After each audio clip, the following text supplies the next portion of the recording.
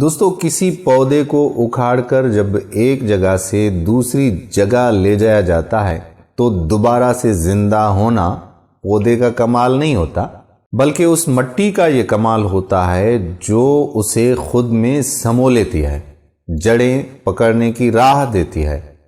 لڑکی جب بیاہ کے سسرال جاتی ہے تو اسے اس ماحول میں ایڈجسٹ ہونے کے لیے وقت لگتا ہے۔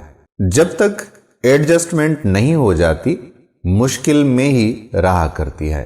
زمین جتنی نرم ہوگی وہ اتنی ہی جلد جڑیں گاڑ لے گی، اور اگر زمین ہی پتھریلی ہو تو عمر بیت جائے گی مگر وہ سپنا رنگ و نور کھو کے بھی وہاں نہیں سما سکتی، اور جڑیں گاڑنے میں بھی عورت کا کوئی ہاتھ نہیں۔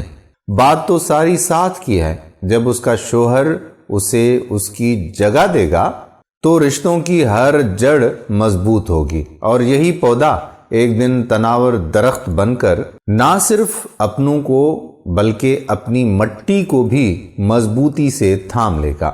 اللہ پاک سب ماؤں، بیٹیوں، بہنوں کو اپنے گھروں میں عزت، مان اور محبت سے رکھے۔